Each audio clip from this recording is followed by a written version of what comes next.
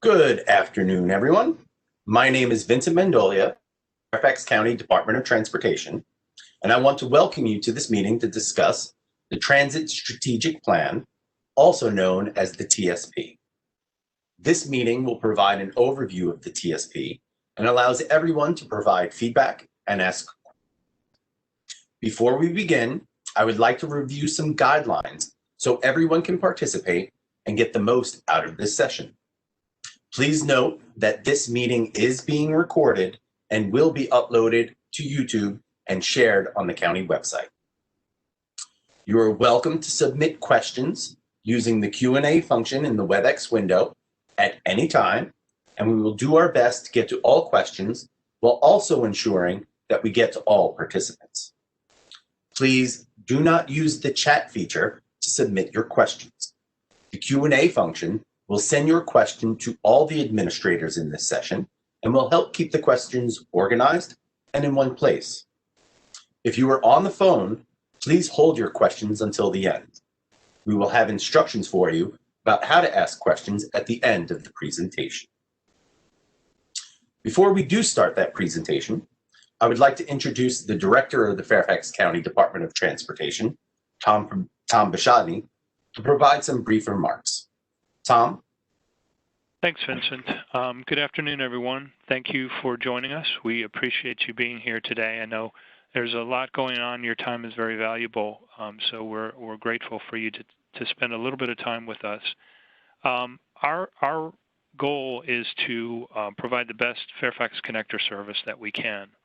And the best way for us to do that is to hear from you, the public, on what your needs are and how we can better provide transit service to you. And so the transit service plan update, or strategic plan update, is really intended to take a look at our system and identify ways that we can improve it. Michael Felchow is going to talk more in detail about that. But I think the key part is that your feedback is very important to the success of the Fairfax Connector. So as we go through the presentation, please submit your questions in the Q&A box. And more importantly, we'll be talking about a survey. And we encourage you to take the survey, to share that with your friends and family and coworkers, because the more input that we can get, the better plans we can develop. So I'm going to turn it back over to you, Vincent, but just wanted to let everybody know we appreciate their participation and their feedback. Thank you very much, Tom. Now, as Tom had stated, we'd like to introduce Michael Felchow from the Fairfax County Department of Transportation Planning Team to begin this afternoon's presentation. Michael? Thank you, Vincent. Hopefully you can hear me. Thank you, Tom. Once again, my name is Michael Felchow. I have some team members with me. That's Hejun Kane and Randy White. So I just wanted to quickly go over the agenda for today. We're going to be talking about the background of this planning process. We're going to be talking about what does the Transit Strategic Plan include. We're going to be talking about our visions and goals, the existing visions and goals, and how we're going to move forward and maybe update those. And we're going to also talk about some of the inputs that are part of this plan, which includes previous transit studies and other surveys that have been conducted in the last few years that we're using to help us start the planning process. We're also going to go over some schedules and milestones that we're going to do. I really wanted to stress the point, and Tom already mentioned this is all about your input. We need to get your input so that we can refine the plan, develop it, and put something together that's going to help everyone. And then we'll have the questions and answers. So what is the 10-year Transit Strategic Plan? Well, this isn't the first time we've done something like this. It used to be called the Transit Development Plan, and we do this about every 5 years. So the last one was approved by the board back in 2016. Recently, the Department of Rail and Public Transportation, which requires all large transit agencies like ourselves to do a transit development plan. Well, they changed the number of years that are required, and they changed the name of the document. So now it's called the Transit strategic plan, and instead of being a 6-year plan, it's a 10-year plan where we get updated every 5 years. There are some important guidelines and elements of this plan, which we'll go into more detail, but we need your public input.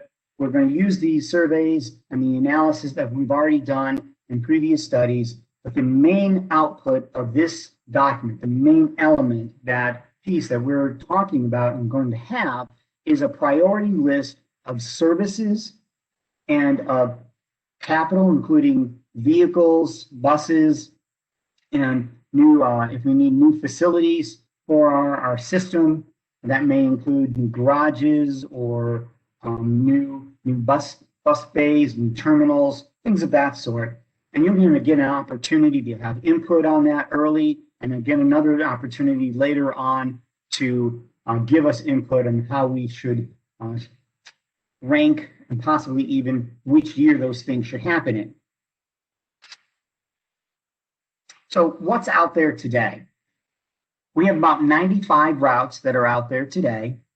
We have over 300 buses and 3 bus garages. These bus garages are where we maintain our buses, where we store our buses, and where we clean them. We also have a service to all the Metro rail stations throughout the county. It includes places like Wheeling, and Vienna, and Franconia, and several stations up in the Tysons area, to name a few. We have express buses that operate from Vienna to the Washington, D.C., and from the South County along I-395 to the Pentagon. We have local routes that move people across the county. We have feeders and circulators. These are typically shorter routes. Those that we have a few up in Tysons, we have a few near Vienna that really move people in and out of the closest nearby neighborhoods to the nearby Metro rail stations. And some of the feeder routes that we have out west are those routes that go through the neighborhoods, get on I-66, and then feed into the Metro rail station like Vienna. So what actually is in the document, and how do we do the document?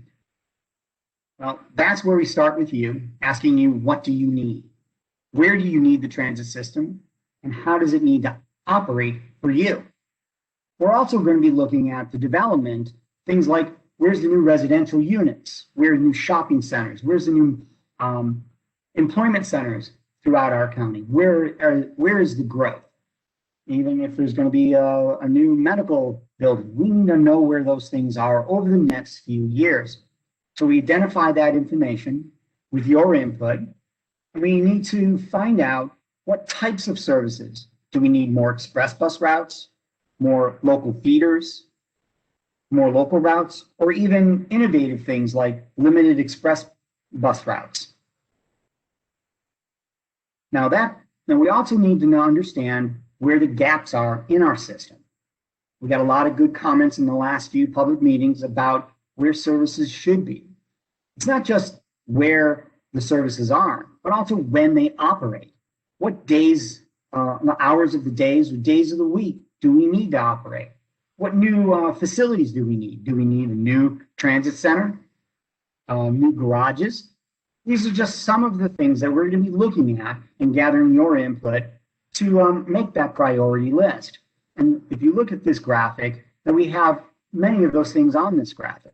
But one of the first things we're going to have to look at is, in fact, how are our routes performing? And we conducted several studies recently to take a look at how those how our routes are actually performing. I'll go into that in a moment. We also have to look at what kind of resources we have, funding, our budget, the money that we get to actually implement these types of services. So those are all the key elements that we have that go into developing this plan. And we also have a list of the 5 key chapters or areas of the actual document that is produced. The first is a system overview, and it also identifies our visions and goals. And the easiest way to explain that is a vision is what you want the system to look like and function sometime in the future. In this case, 10 years.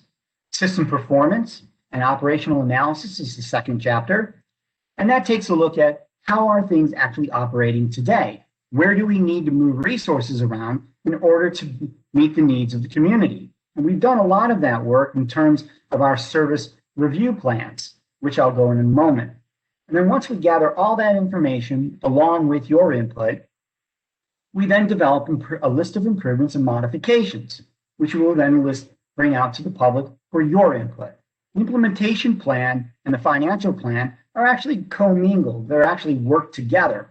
The financial plan says you have X amount of money or budget in X year, and in future years you have another set of money.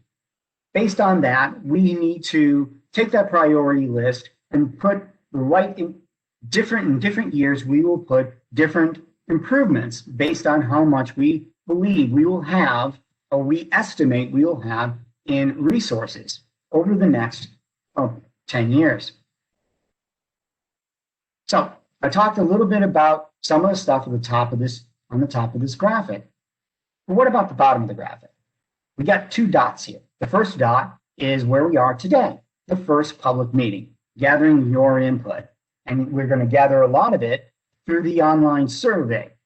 We've already gotten over 1,900 people to get on the survey and give us input. And Hei-Jun Kang will be talking a little bit more about that later. Later on in the year, we're going to have another public meeting. And that public meeting, we're going to hopefully introduce the priority list of services that I've been talking about.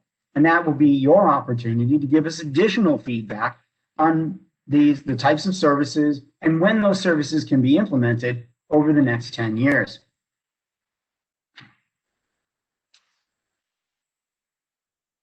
So the next part is all about the strategies and goals. As I mentioned earlier, we do have, based on the last plan, which is 2016, we already have a listed vision and a set of goals. And we're going to go over those in a minute. And we want your input on those because that helps us define the direction of the transit system over the next 10 years. The validation of this is, do we need to change those in any way? Or can we maintain those visions and goals over the next 10 years? The performance indicators are really in two levels. First, it allows us to evaluate the system. How is it performing? And then as we move through the next 10 years, are we meeting the vision and goals of the plan? And those are how we track whether we're doing that, achieving what we want to get to in meeting the needs of the community. So what is the vision? Well, to provide equitable, safe, reliable, clean, and effective public transportation system that complements the other elements of the multimodal transportation system in Fairfax County. This comes from the comprehensive plan for the county, and it's a very broad vision, as most visions are, so that you have a lot of flexibility in that vision. But there are multiple key elements in this vision. Those are equitable, safe, reliable, and clean. And those are actually part of our goals, which I'll go over now. So these are the themes and goals of the transit system.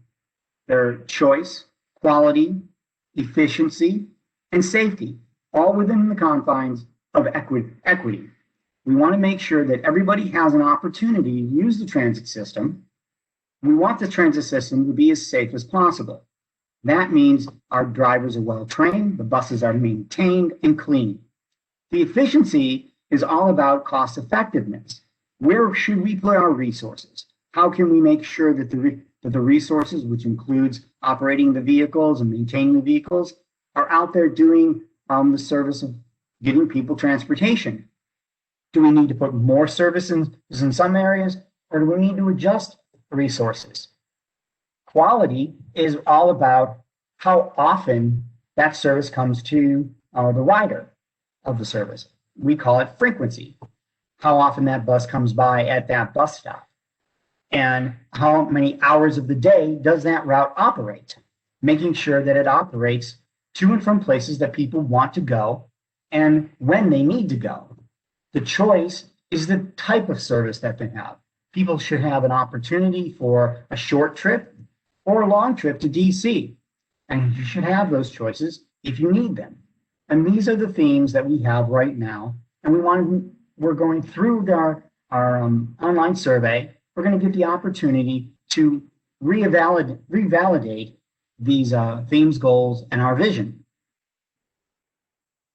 So the input, I've talked a little bit about some of this input already, but there's a little bit more actually.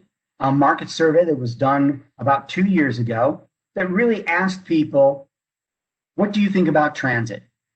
And we really focused on individuals who were not using the transit system.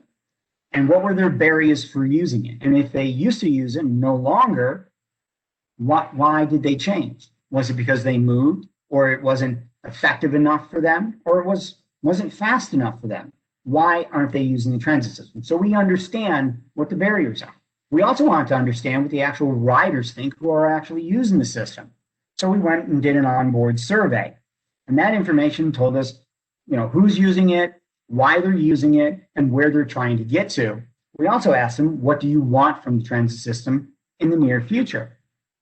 The bus service review studies that we've been doing, we broke the county up into many pieces. These are short-term plans of 1 to 3 years and how we can make the system as efficient and effective as possible to allow us to make adjustments. Maybe some routes aren't doing as well, so we moved resources. Maybe they need to operate all day. Maybe we need new types of routes. And those are the types of things that we've been doing over the next couple of years, and those will be used as a starting point for the transit strategic plan.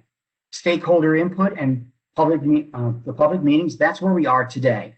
Stakeholder input that's coming from, we're going to have several meetings on this, meeting with human service agencies, the schools, healthcare agencies, major employers, and business associations. And public meetings, this is you and your opportunity to give us input. So bus service plans. I'm going to try to go over these quickly. We've been doing these for about 2 years now. We broke the county up into multiple pieces, and for several of these pieces, we've been able to produce what we call a preferred plan.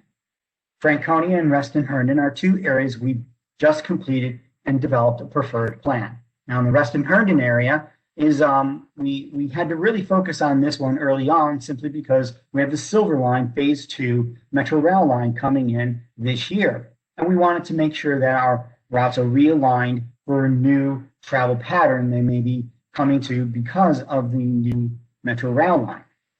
So we had that. And then there's the Franconia routes down in the southern part of the county. We took a look at those routes and see where we can possibly add new service, adjust the service to meet the needs of the community. And then right now we're doing this Chantilly-Vienna-Tysons. We went out with a couple alternatives and we hope to develop a preferred plan in the next few months. Now each one of these 3 areas that I've mentioned had their own public involvement process. A lot of meetings, we had public meetings, we had stakeholder meetings, and we also had online surveys. We also have the last section, which is Huntington. It's a little bit different than the other 3 because the other 3 looked at the short term and is allowing this plan, the transit strategic plan, to look at the long term. But Huntington's a little bit different because the long term, we already understand that there's a bus rapid transit, which is basically a train on rubber wheels operating in the middle of the road on Richmond Highway on its own little road.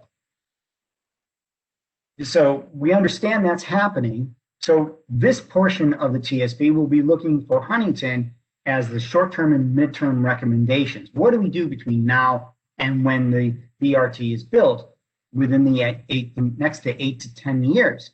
So we don't want our bus routes to negatively impact travel patterns for the users of the transit system. So a little bit more information about what we came up with on some of these bus service review plans. In the Franconia area, we are able to maintain our bus stop coverage, improve our hours of operations, and maintain our access to middle schools and high schools. We were able to shorten travel times by 17% and connect to George Mason University. We were also able to maintain access to all the major employment centers. We did our last public meeting back in October of 2020. And this is a map of a portion of the map of that service plan. For those of you that are familiar with that portion of the county, you'll notice that most of the routes are pretty much the same as they presently are. We didn't really change a lot of the alignments or what roads the buses were going down, but we changed the levels of service, how frequently the bus came by on a bus stop, or the hours of operation. We did add 2 new routes. Excuse me. We added 2 new routes. One is Route 113 running along Old King Mill Road all the way up to the GMU area and the Fair Oaks area. We also added another route, Route 400X, a limited stop route that starts in the Franconia Metro Rail Station up backlit to all the way up to Dunloring and on to Tysons.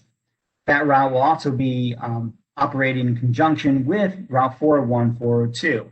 So we can possibly get 10-minute frequencies at key locations. So people can get from Franconia, the southern portion of the community, or the northern portion of the community in a significantly reduced time. The Reston Herndon Plan, which I mentioned, was had a lot of impact because we had the new Silver Line coming in. So we made adjustments to allow us to access the new Metro rail stations, the 3 of them that are being built and are almost completed there. So we were able to also make connections to Chantilly, Centreville. We got a lot of input from the public that there was a missing link in our system. We also had some input about that people wanted to get to the Loudoun County campus of the Northern Virginia Community College. And we had individuals both in Sterling and in Herndon that said they wanted to connect the 2. We also, as in the Franconia study, we were also able to maintain our bus stop coverage and our access to middle schools and high schools. We also maintained all access to major employment centers. We improved our hours of operation and shortened travel times. One of the key things that we did, we were able to decrease our frequency from 30 to 20 minutes during the rush hour time periods. So more people had more access to more frequent service. In the last public outreach meetings back in July of 2020. And here is a map of that system. There's been some changes, but we also kept a lot the same. For example, Route 574 running along Leesburg Pike really hasn't changed that much. Route 507, that hasn't changed at all either. A lot of the RIBS routes that many members in the Reston Herndon community are very use a lot, those really haven't changed. There are little minor adjustments, but the big adjustments on those routes is that we actually improved the frequency on several of the routes from 40 minutes to 20 minutes. And we try to maintain more routes throughout the day so people had access to service throughout the entire day instead of just during rush hour. The Centreville-Chantilly-Vienna-Tysons, that service plan has just started a few months ago. We just sent out to the public and got a lot of good input on the 3 alternatives that we developed. And each one of these alternatives try to solve the same problem, but they're all budget neutral, meaning that no one alternative has more resources allocated to it than the other ones. All pretty much whatever we have out there today in terms of our resources, our budget, and the number of vehicles, that's what we're using. And each one of these alternatives are trying to solve the problem of how do I move people more efficiently and effectively, but not using any more money. So each one, alternative 1 said, let's refine the system a little bit more, but pretty much keep it the same. Just try to tighten up some routes, make them more efficient and effective. Alternative 2 said, let's start all over. New clean piece of paper. Let's try to make more routes operate all day and connections to other portions of the community like Reston, Tysons, and Franconia. And then we have alternative 3. It took the elements of both alternative 1 and 2 and combined them together. Let's make the system pretty much basically how we have it today, but try to add some regional connection. The first round of public meetings was back in November. We've gotten a lot of public comment, and now we're developing the preferred plan, which we'll bring out to the public in the next couple of months.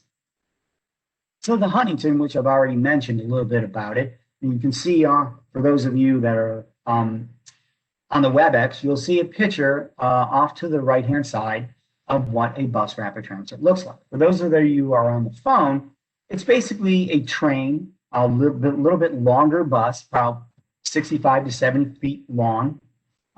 We call them articulated, or you can call them accordion buses because they have that little accordion piece in the middle. It allows them to bend a little easier. And they're a rubber wheeled train, basically. And you have your own, the bus operates on its own little road, so it's not in the flow of traffic, and it gets some travel time advantage. So we already know that the county is moving that direction. So what we have to do is come up with a short-term and mid-term plan that will allow our transit services along that corridor to interconnect with the bus rapid transit. So I'd like to introduce Hajun at this moment, and she's going to walk you through the public input process, and then we'll open it up for questions. Hajun? Thank you, Michael. Good afternoon, everyone. My name is Hajun King. I will talk a bit about outreach and what we have learned from previous outreach efforts, and also what additional input we hope to get from you. So as Michael mentioned, over the past 2 years, we have several outreach efforts, including the bus service review for each county sub-area and the onboard survey and marketing studies. In total, we received over 7,000 responses, and based on the inputs, here are the top 5 needs we hear from people. People want to travel fast, buses are available when needed, buses can go to places where they need to go, getting there on time, and also taking bus can better fit into your lifestyle, your schedule. So based on what we heard, there are 4 key improvement areas on bus services. We need to provide better bus connections to other travel options, like biking, walking, driving, so that people can switch easily from one option to another. We need to increase the bus speed and provide more services so that the bus can be available longer hours of the day and more days of the week, so whenever people need them. We also need to increase frequency, which means the bus can come to your bus stop more often, so that in case you miss one bus, you're not stuck. You don't have to wait for very long for the next one to come. So to help us make a plan that will work for the next 10 years, we'll need your input. So no matter you're a current rider, a past rider, or even if you have never used our buses before, your input is very important to us. We have set up an online survey that you can fill out. And through the survey, we want to know what your travel pattern looked like before COVID, and also like for the future, what do you expect, any changes? And for instance, what are the places you travel most? And how often do you ride the bus?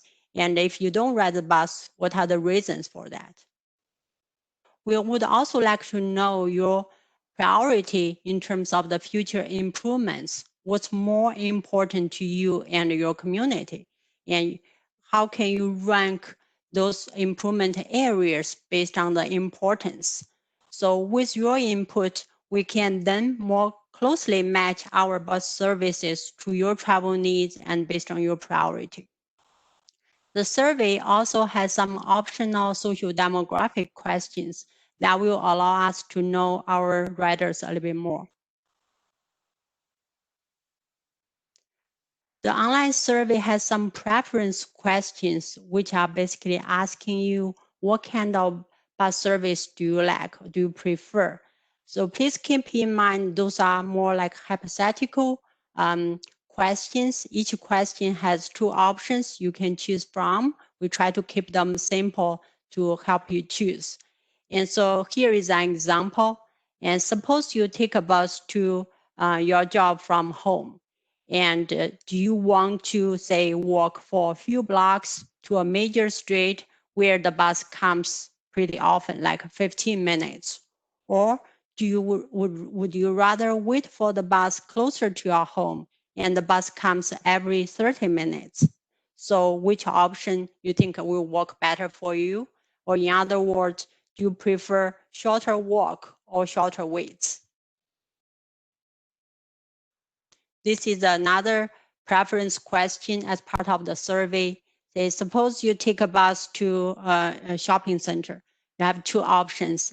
Option A, you get on the bus and then transfer to an express bus, which in total could only take you 25 minutes to get to the shopping center.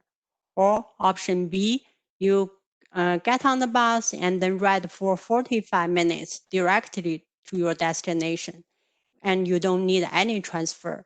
Again, which option you think it will work better for you?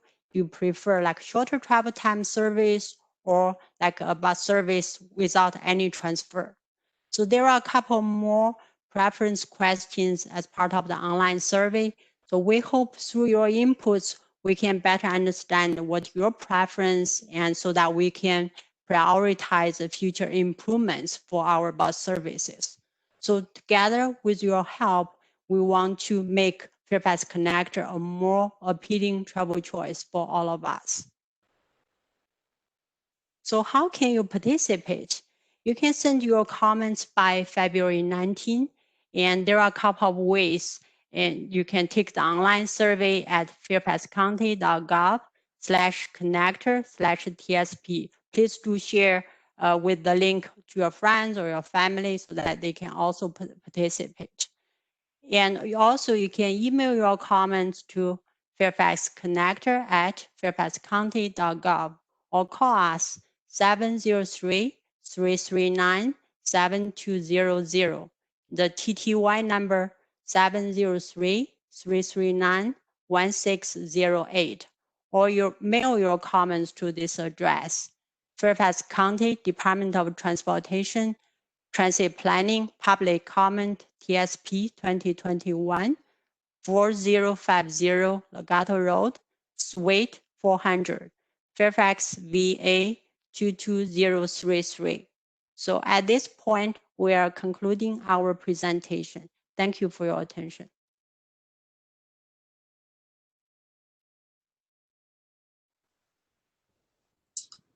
Thank you very much, Hei-Jun. We'd now like to open up the meeting for some questions. As a reminder, please use the Q&A function in the WebEx window to type your question for the moderators to read aloud. Again, we ask that you please do not use the chat feature to ask your comment, to supply your comments or ask questions. If you're currently joining, please push *3 to raise your hand to ask a question. When the moderator calls on you, you'll be able to ask your question or provide your comment. Once you are done, please push *3 again to lower you.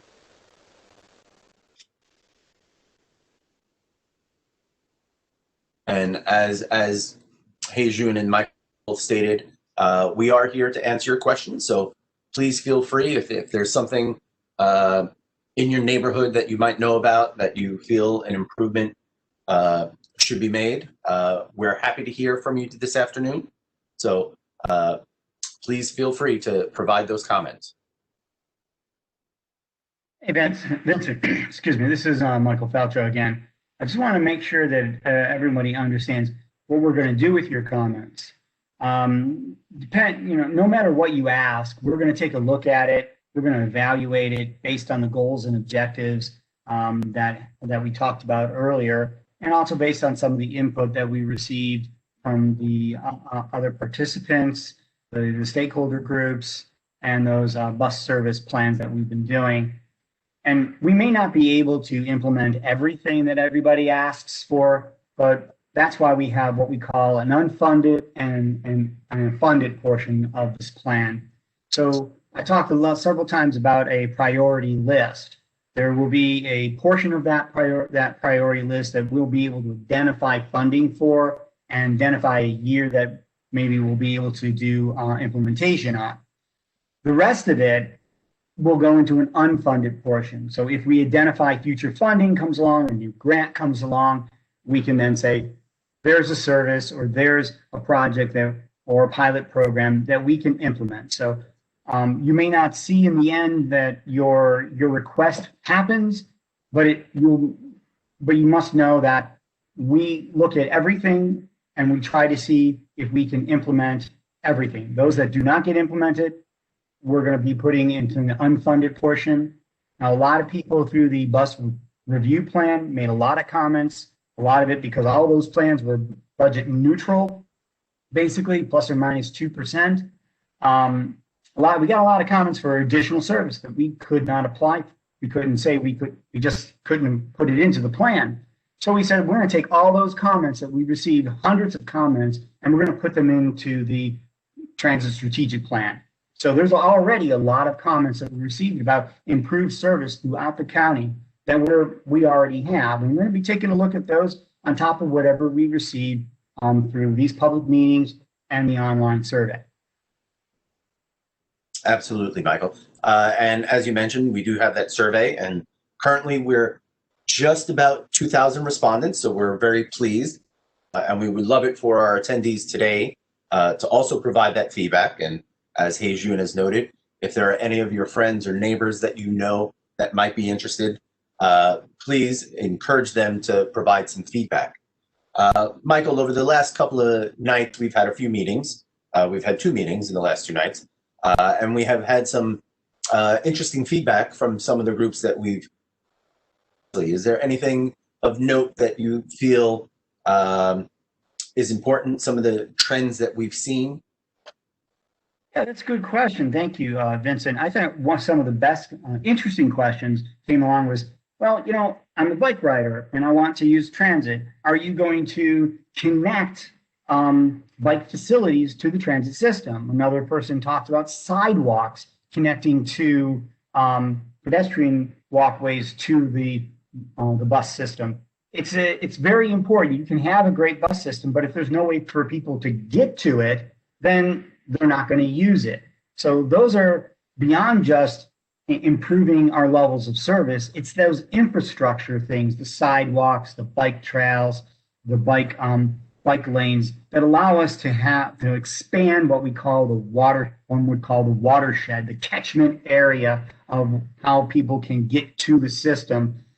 Because if you don't have any sidewalks, then people have to walk in the street, and that can be dangerous. So I thought those were really good comments, and those are things that we have to look at. The county already looks at sidewalks, already looks at bus programs, but it's about linking those better together and making sure that our projects are working together on a one-to-one basis. Because one of the goals was about connecting modes of transportation together and making sure transit, as part of our vision, is part of the overall transportation system and not just a separate system off to the side. And then you have another system that's a bike system, and you have another system that's a road system. It's a multimodal system. Regardless of the mode you use, you should have the same flexibility of access and mobility. So I thought that was some really good questions. We also got a lot of good questions about particular routes. I'm trying to get to this location, Tysons or Reston Herndon. Are you going to do anything to improve that route? And I thought those were really good questions. And one of the other really excellent questions one of the participants mentioned about was, what about midday? In the middle of the day when people are not, they're not banker hours, they don't work from 9 to 5, they maybe work retail or just the job that they have makes them work a second shift or third shift. A lot of hospital workers work that way. What about those middays and weekend services? And we've seen some increase in our ridership, in fact, in those 2 time periods. So what we've been trying to do, and I told the participant, what we've been trying to do through these bus service plans is identify opportunities for us to not just operate peak hour service or rush hour service, and then one in the AM and the PM, but how can we have service all day? And now other people mentioned about the frequency. Well, 60-minute frequency or 45-minute frequency is just not really that great. And it isn't, because if you miss your bus, you got a long, long time to wait. So I mentioned that to the participant that we're looking for inefficiencies in the system that we can use those resources to improve the frequency. We did that up in the Reston Herndon area, as I mentioned, reducing headways from 30 minutes to 20 minutes during those rush hours. So those are some of the trends that I've heard over the last couple of nights.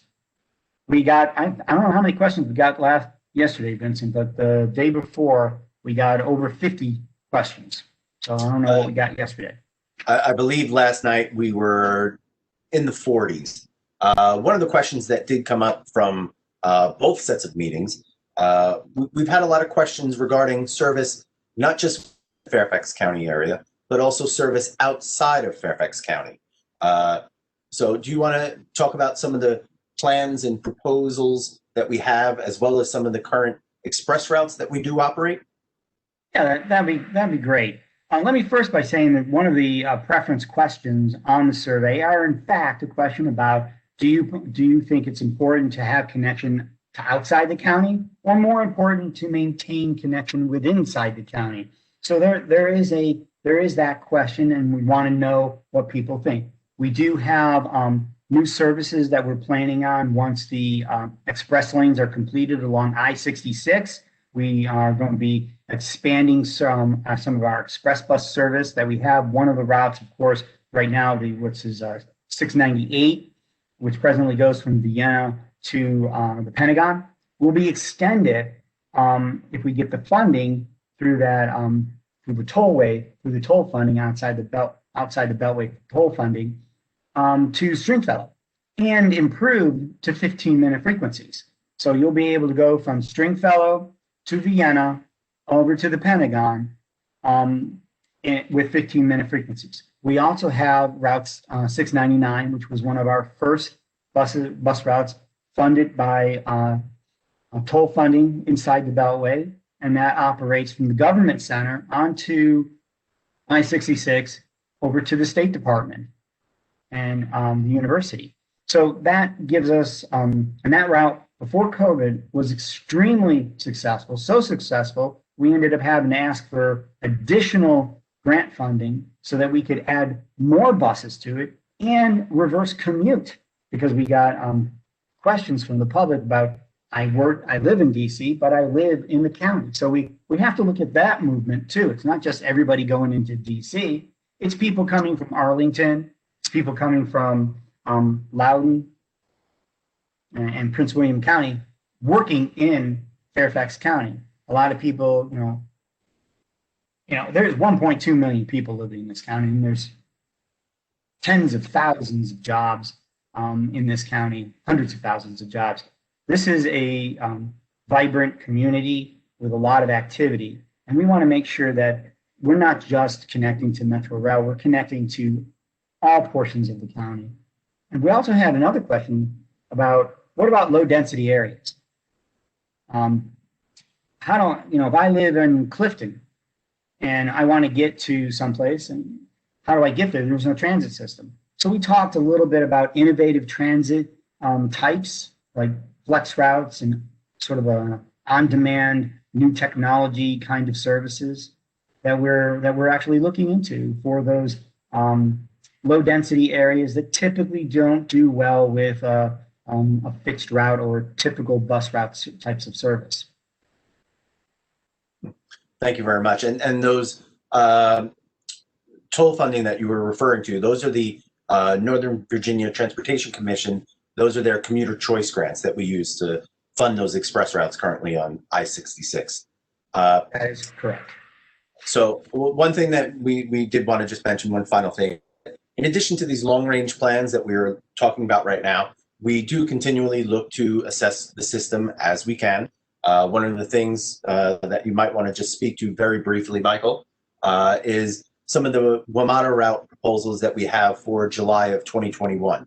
They may or may not be featured fully in the presentation that we have, but just to give a sense to our attendees about the fact that we are looking for ways and when we can assume service to help provide better service within the county. Okay, we are looking at 5 routes right now that WMATA has designated for elimination. There were two routes we just took over at the first of this month, and those were what was known as the tag routes, or small circulators down in the Franconia area. We just took those two over. We're looking at several other routes that, as I mentioned, were designated for discontinuing, and those are Route 3A, 3T, 15K, 29W, and 29C.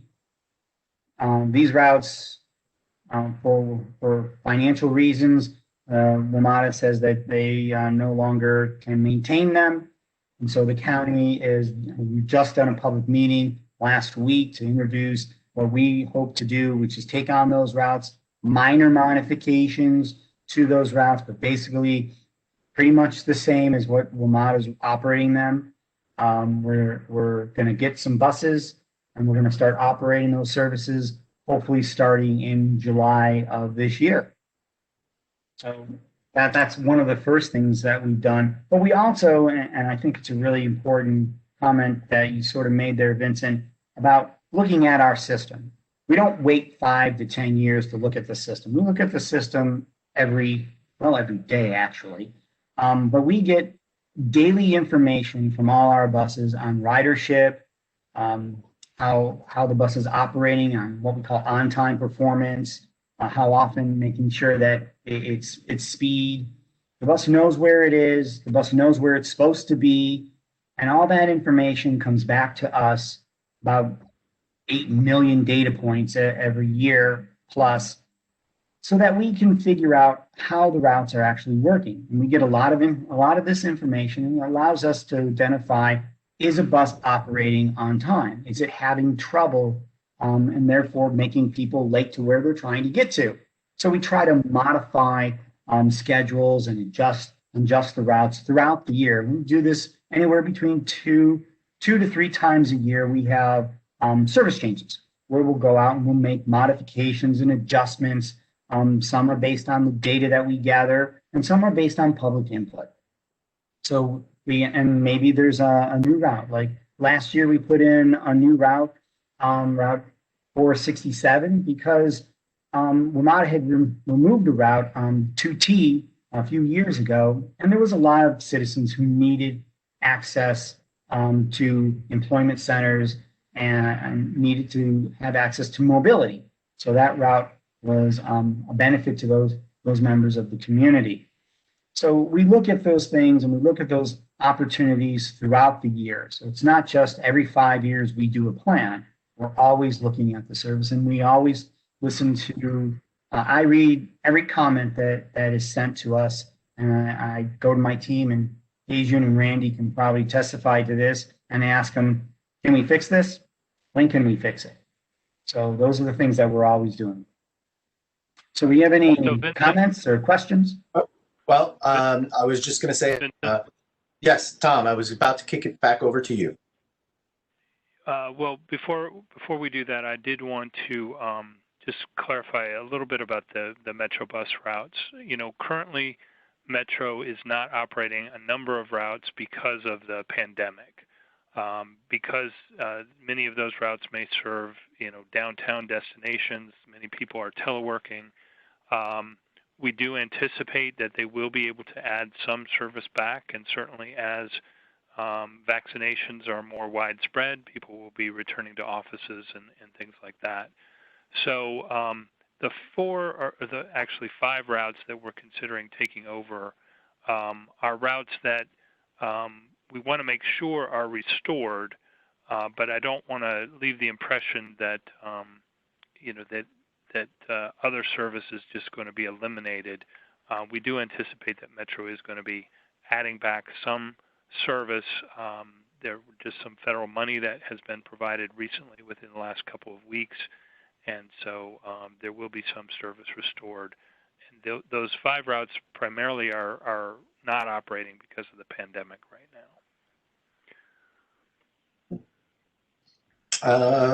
Do not appear to have any questions coming through. So, Tom, did you want to offer any other thoughts before we close? Thank you, Vincent. So first of all, I want to thank everybody for participating today. As I mentioned at the beginning, we know that you have busy schedules, and so any time that you spend with us, we definitely appreciate. And as multiple people have mentioned, your feedback is very important in order to help us to help you to develop the best bus service we can here for Fairfax County. So just encourage you to communicate with us in one of the various ways that are listed on the screen right now. Please take the survey, and the survey does have the ability to add other comments. So if there's something we didn't cover today, or if there's something that isn't specifically mentioned in the survey that you think is important for us to know, please feel free to share that, and we will take those comments into consideration as well. So thanks again, Vincent. Thank you for running the show. Michael and Hejun and others, thank you for being here for Resource today, and thanks most importantly to our attendees for spending the time with us. Thank you, Tom. As we come to the close of the meeting, as Tom had mentioned, please go and take the survey. It's available at fairfaxcounty.gov/connector/TSP. You can also send us an email with your comments at fairfaxcounty.gov. You can call us at 703-339-7200 or our TTY number 703-339-1608. And if you prefer, you can always mail us your comments. Send them to Fairfax County Department of Transportation, care of Transit Planning, Public Comment, TSP 2021 4050 Legato Road, Suite 400, Fairfax, Virginia 220. And just as a reminder, comments will be accepted until Friday, February 19th, 2021. So you do still have time to reach out to us and communicate with your neighbors. We do want to thank everyone for taking their time out of the day today to join us and listen to the presentation. We hope that you stay well and stay safe, and we look forward to hearing from you soon. Thank you very much. Hey, Vincent, before we close completely, I do see in the attendees list that there are 2 question marks, and I'm not sure if that means that the attendees have questions or whether... What I see as having come through were just some thanks for us being here this afternoon. Ah, okay. Okay, all right. Thank you very much. Sure.